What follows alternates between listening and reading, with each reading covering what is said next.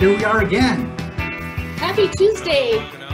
Happy Tuesday. If it's Tuesday, it must be a name for this now. KHOP88, right? You bet. And so, Jason, you're still in Madison. Are you getting ready for the cyclone? Yeah, it's coming down out there right now. It's raining really hard. It's we're supposed to get all this rain, and I'm just hopeful that my basement stays dry. What is it like out there in Northern California?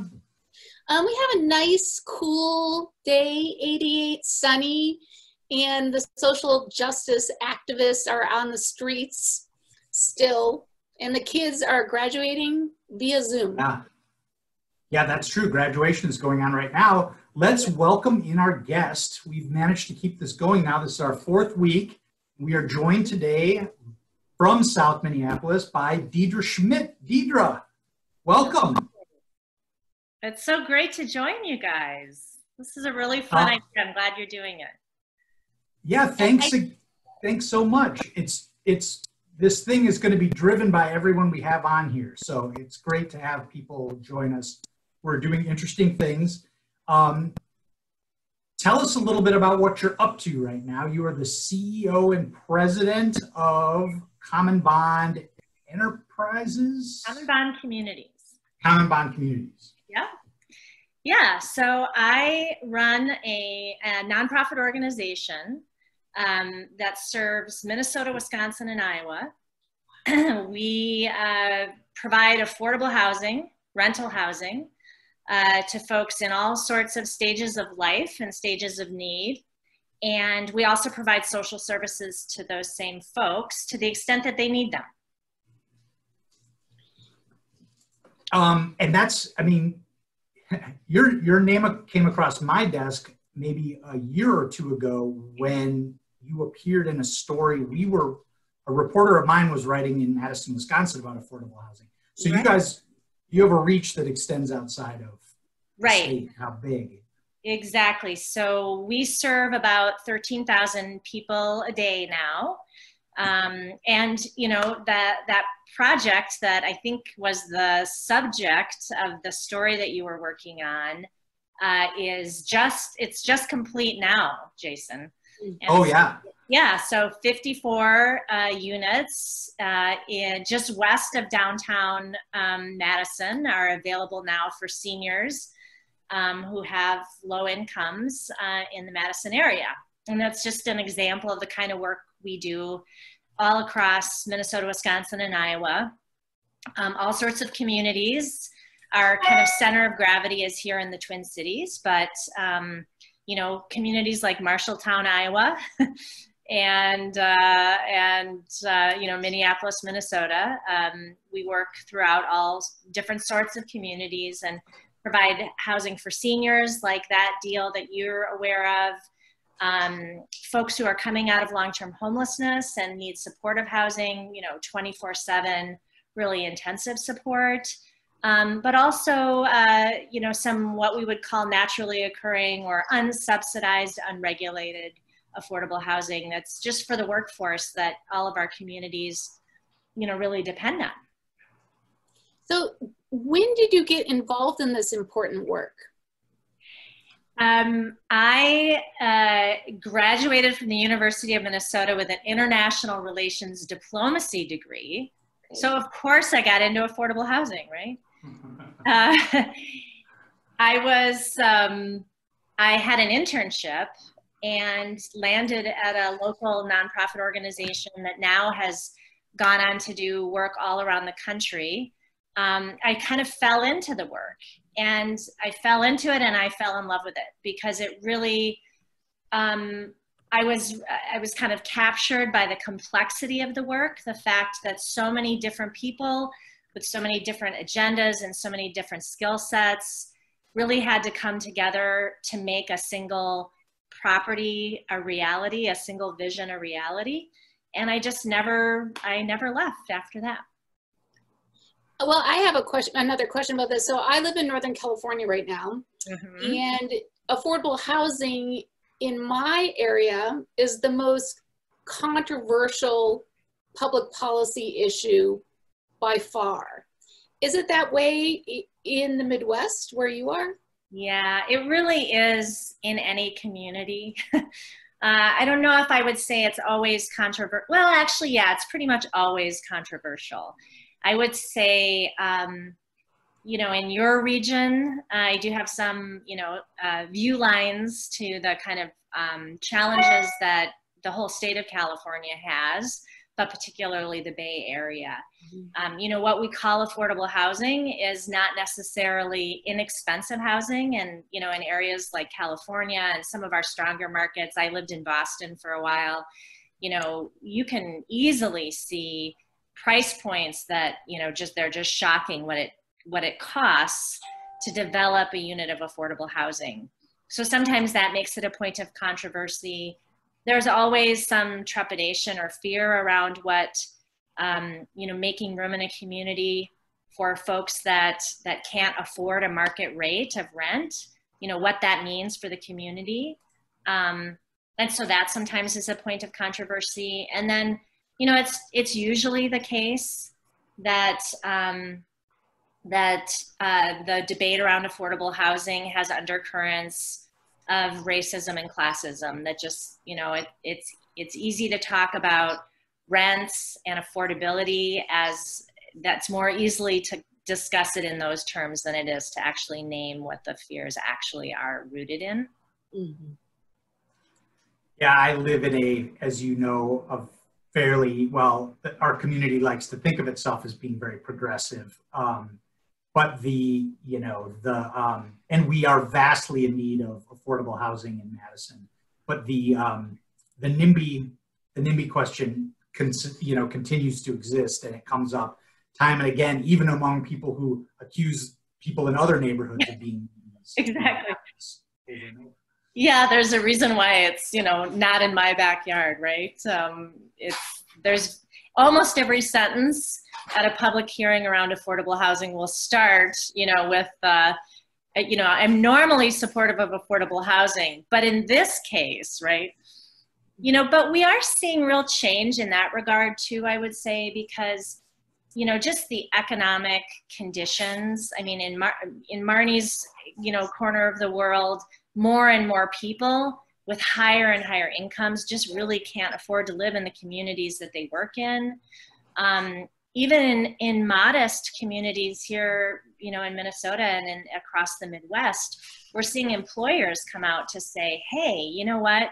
We can't even hire the folks we need, even, you know, white collar employees, which used to be, felt pretty safe, right? You know, we can't hire those folks either because there just isn't enough housing that's affordable at different price points in our communities. And so we're seeing more and more people understand that access to affordable housing is actually an economic development issue as well as for, you know, some of us a social justice issue.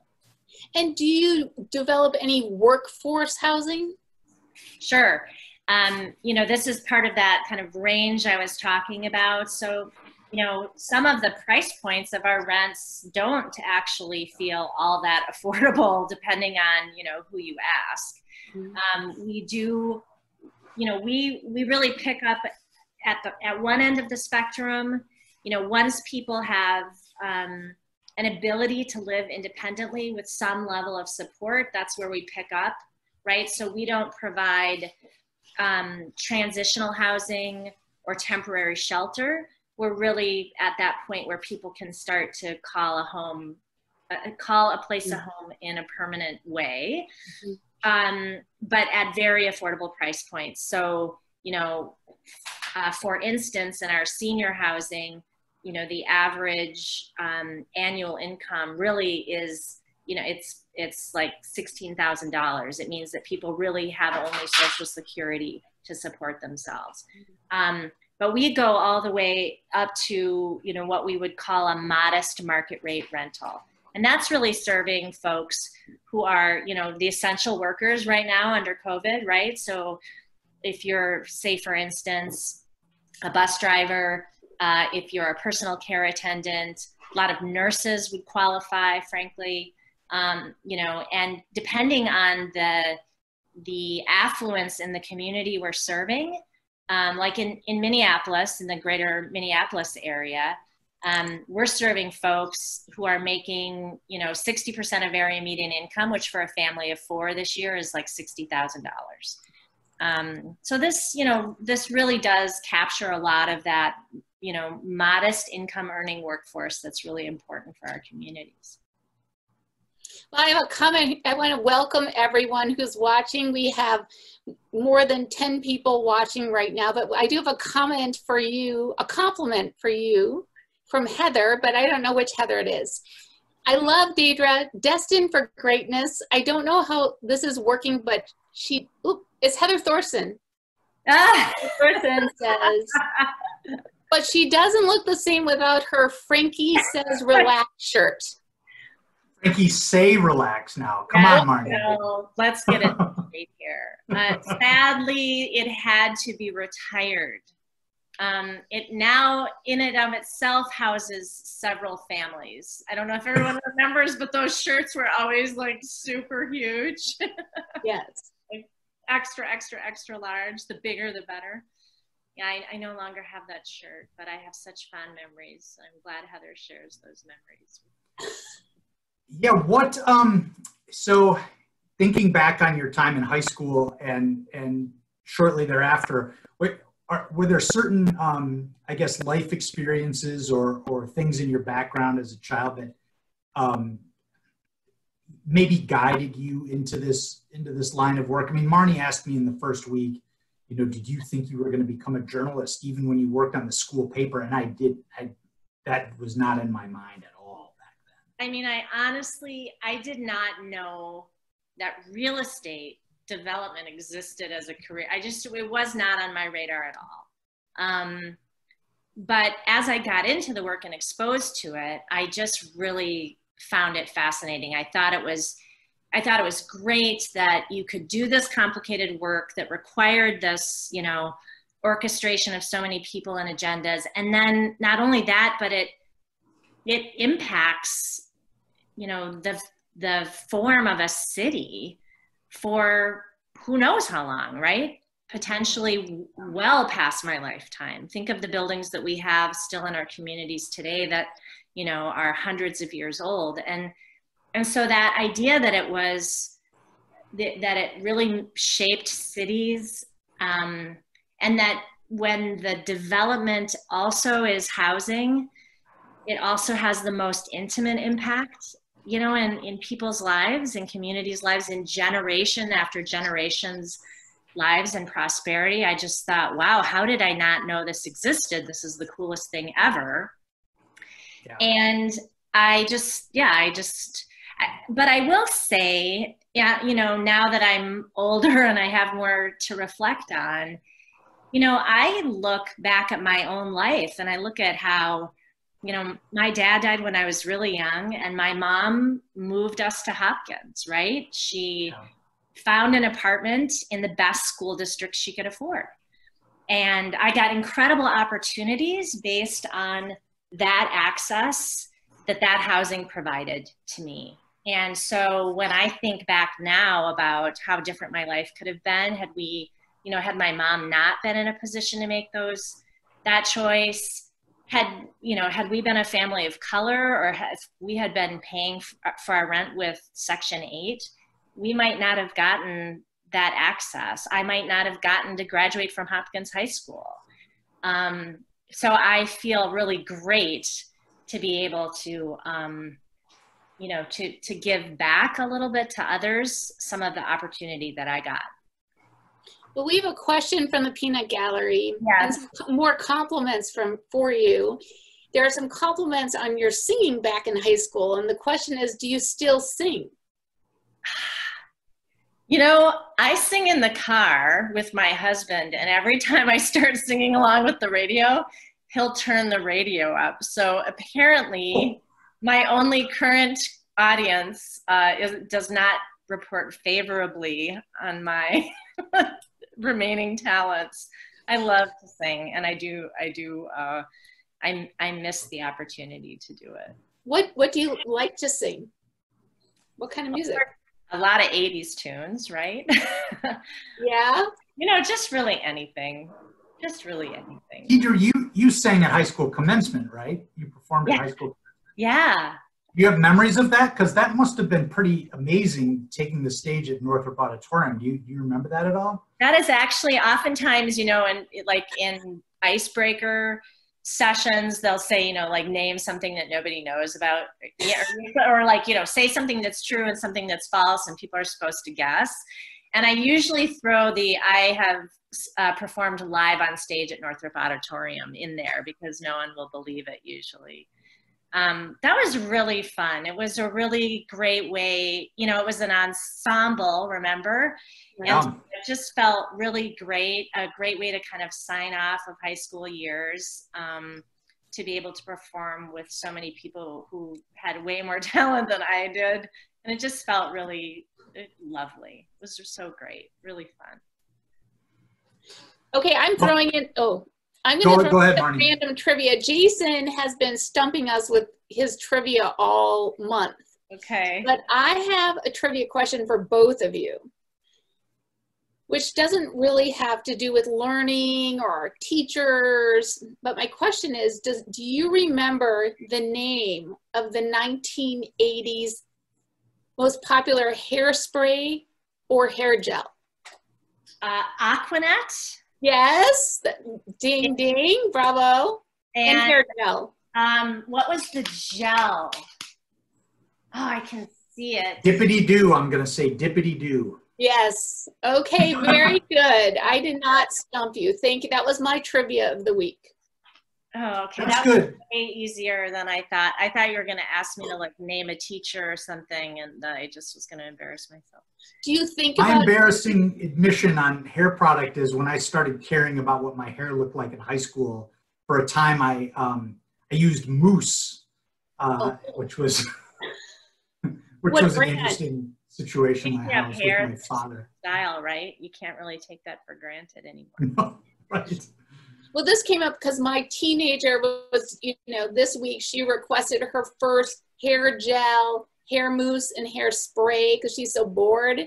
And we, you know, she was just overwhelmed with the product choice, but we had none of the 80s products available here in California. So much hair. That's all I remember is just so much hair. And do you have a teacher that you have very fond memories of from high school? Mr. Mossberg. How come? I just thought he was so funny and sassy, and he always spoke to students, including myself, as if we were adults. He gave us a lot more credit for knowing about the world than we probably deserved, but it felt really validating.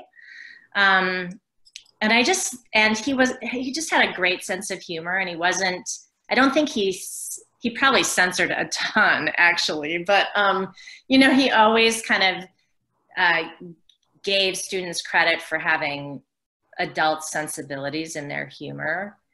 And I enjoyed that. And his classes were just, you know, he really challenged us, I thought, in a great way. It was really fun. Have you done any teaching?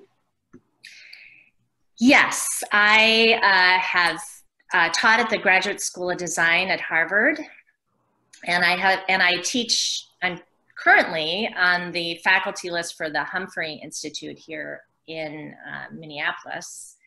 That's a totally different thing though, you know, teaching graduate level students as a practitioner in a field. It's kind of the non-academia exposure to academia, non-academic exposure to academia.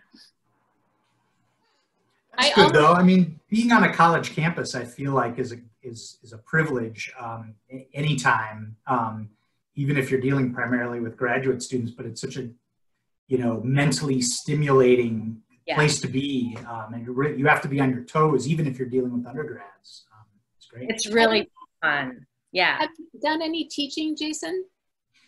Nothing long term, but because we're so close to the University of Wisconsin, we're often called in to have, you know, work on projects or just give talks and Q&As with undergraduates. Well, I wanted to welcome everyone again to this show. There's about 15 people watching live, and we're monitoring the chat room. So if you have comments or questions, please type them. This is your show too, and we don't want to dominate the conversation. We should point out that Kyle Hansen, one of the great archivists from our class, has posted video on my Facebook live feed of this, of the entire 1988 graduation ceremony. So I will share this with the world so that you can all see what Deidre's hairstyle looked like on early summer night. All right, are you ready for more trivia, Deidre? Yes. Okay, so not only are you the first, our first woman guest on KHOP88, but you're our first Gatewood guest. So I have Gatewood trivia for you. Okay, I was only there 1 year, remember? Yeah, but hopefully it's stuck with you here. Okay. We'll see how good you are. All right, Gatewood Elementary School. Yeah. What was the mascot for Gatewood Elementary? Oh, it's an alligator. Yeah, but it wasn't the Gatewood Alligators. The Gatewood Gators. There we go. There we go. That's what I'm looking for. Okay, good. 1 for 1. That's good. All right, so this one might be trickier. We were in 6th grade at Gatewood together. There were 3 teachers, all of them men, which I think was pretty remarkable. Which was the coolest thing at the time. Right. Can you name all 3, or can you name any of them? I can see their faces, and I can't come up with a single name. What do they look Who like? was your homeroom in 6th grade? You don't remember even his name? I don't. I'll start from least popular. Okay. To most popular. In whose estimation? In my own estimation. My mother also worked at Gatewood for many years. So maybe she knew the score. She knew who was really most popular. Flanagan. That was one of them, right? No? You're thinking of the most popular, I think, and his name was Fugelstead. Yes. Yeah. I think Fugelstead. I should have fact-checked this. Fugelstead. And the least popular was Mr. Weger. I had Mr. Weger. With the beard. I learned to appreciate him. He was a little dry. And then Kafkas. Who was Marnie, our 6th grade, we performed puppet shows. Yes, Grease. Mr. Kafkas had a puppet theater. Oh, exciting. Do you remember that, Deidre? Yes, we did a production of Grease with puppets. I remember that quite well, actually.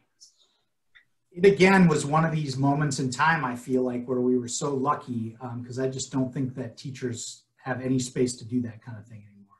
Oh no. Yeah, that was really pretty cool. Yeah. And go ahead, Marnie. oh no, I was gonna go back to the present time. So when you're not working and you're not singing in the car, what are you doing with your free time? Free time. Yeah.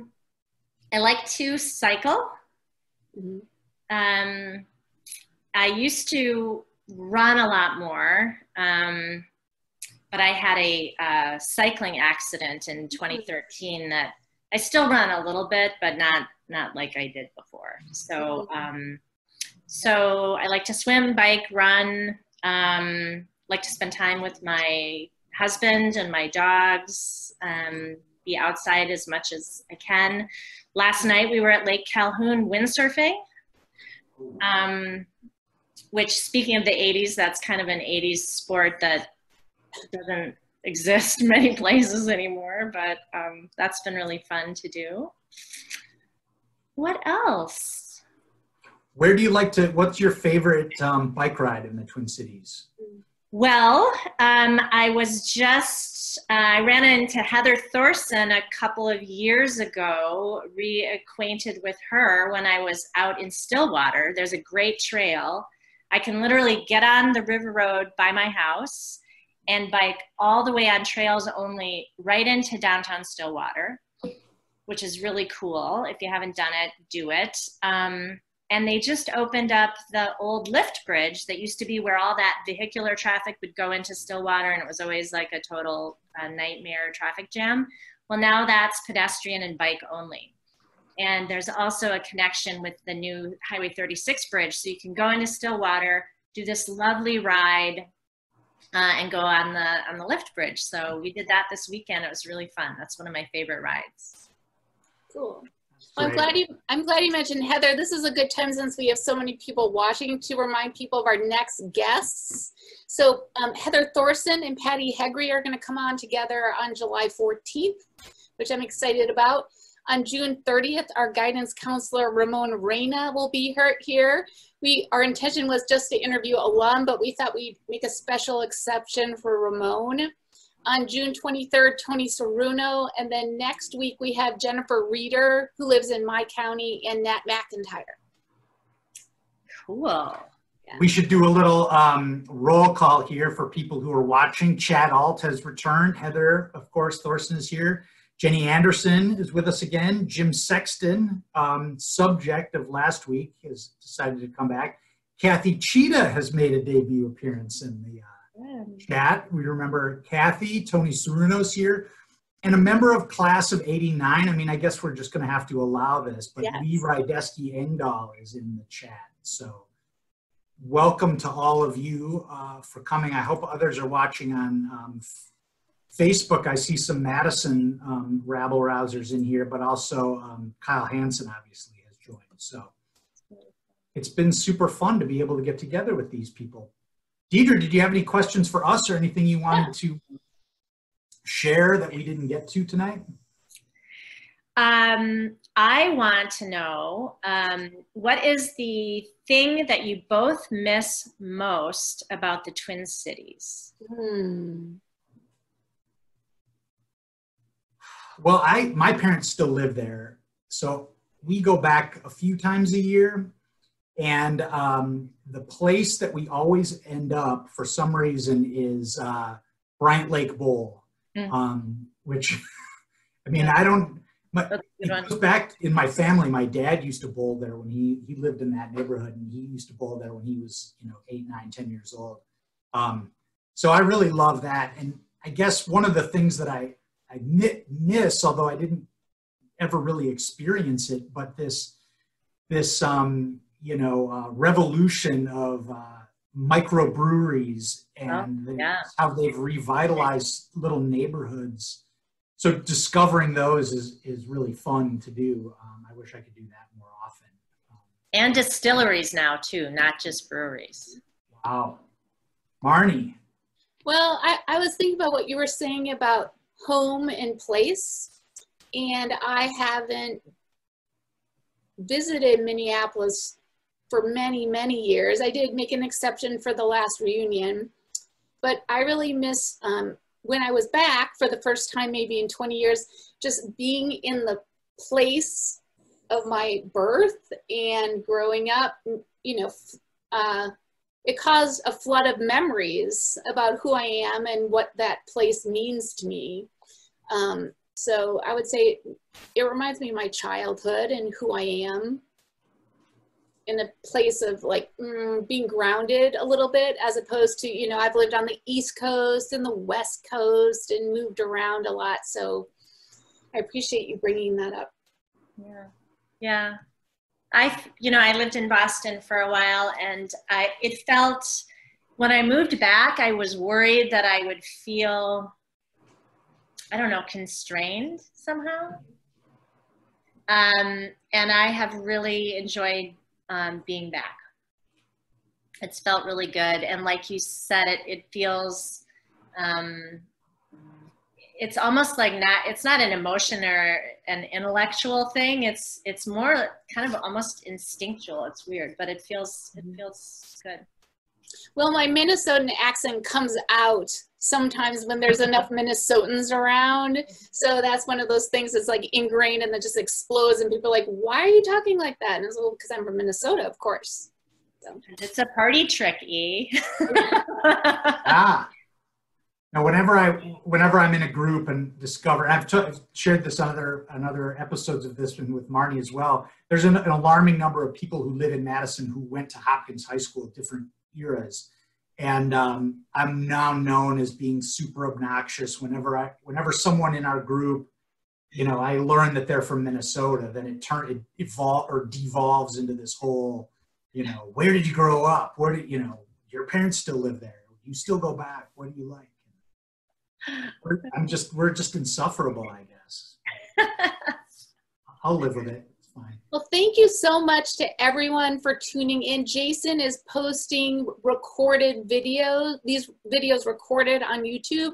So if you want to ever see this episode again or send it to someone who's missed it live, that'll be there. Yeah, and Deidre, thank you very much for joining us. It was great to catch up with you and learn about what you're up to. Thanks for doing this. I really appreciate being invited to visit with you, and I can't wait to learn more about where so many other people have ended up and what they've ended up doing. And so I really appreciate you guys doing this. It's a really nice gift you're giving everybody.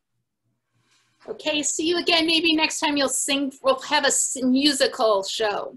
Heather can play piano, and you can find Jennifer Goforth and Amber Sen, and we'll sing. Okay, Sure. I hear that. Thank you. Bye, everyone. Join us next week for Jen Ryder and Nat McIntyre. We'll talk about martial arts. Yeah, that's so cool. Bye. Bye. Bye, everybody.